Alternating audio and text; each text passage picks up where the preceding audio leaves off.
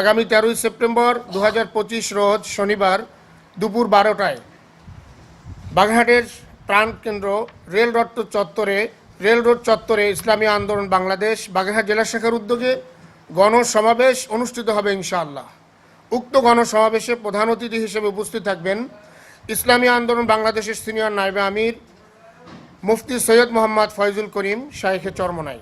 প্রথমত, দেশের সার্বিক কল্যাণ ও ইনসাফ ভিত্তিক কল্যাণ রাষ্ট্র প্রতিষ্ঠা করতে প্রয়োজনীয় রাষ্ট্র সংস্কার অপরিহার্য। দুর্নীতি ও দুঃশাসন থেকে মুক্তি পেতে হলে রাষ্ট্রযন্ত্রে ন্যায় ইনসাফ প্রতিষ্ঠা করতে হবে। পিআর পদ্ধতির সুষ্ঠু নির্বাচন ব্যবস্থা প্রবর্তন করতে হবে। এই পদ্ধতিতে প্রতিটি ভোটের সঠিক মূল্যায়ন হবে, জনগণের প্রকৃত মতামত সংসদে প্রতিফলিত হবে এবং নির্বাচন আর প্রহসনে পরিণত হবে না। তৃতীয়ত, বাগেরহাটবাসীর ন্যায্য দাবি হল জেলার 4টি আসন পুনর্বহাল করা জনগণের অধিকার রক্ষার স্বার্থে এবং তাদের যথাযথ প্রতিনিধিত্ব নিশ্চিত করতে আসন সংখ্যা পুনর্বহাল করা অতীব জরুরি। 2024 জুলাই আগস্ট এর সকল গণহত্যার বিচার এবং জুলাই সনদ উত্থাপিত দাবিগুলো যথাযথভাবে বাস্তবায়ন করতে হবে।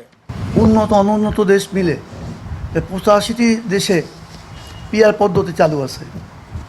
প্রথম ট্রাইব্যুনালে হয়, তারপর আপিল ট্রাইব্যুনালে মামলা হয় এবং ওই আপিল ট্রাইব্যুনালে লেখা আছে যে decision of the appeal tribunal shall be final. কিন্তু এই ফাইনালের উপরে একটা ফাইনাল আছে, সেটা হচ্ছে সুপ্রিম কোর্ট, এবং supreme court hands R elastic, it can be extended up to সংসদ ভবন। এখানে এই যদিও সে পরিপত্রতে লেখা আছে যে তাদের সিদ্ধান্ত চূড়ান্ত, এই চূড়ান্ত তাদের ক্ষেত্রে চূড়ান্ত, কিন্তু কোর্টের ক্ষেত্রে, সুপ্রিম কোর্টের ক্ষেত্রে এটা চূড়ান্ত না। সুপ্রিম কোর্ট এটাকে ইন্টারফেয়ার করতে পারবে ইন প্রপার কেস, যেটা তারা মনে করবে যে করার দরকার সেটা করবে।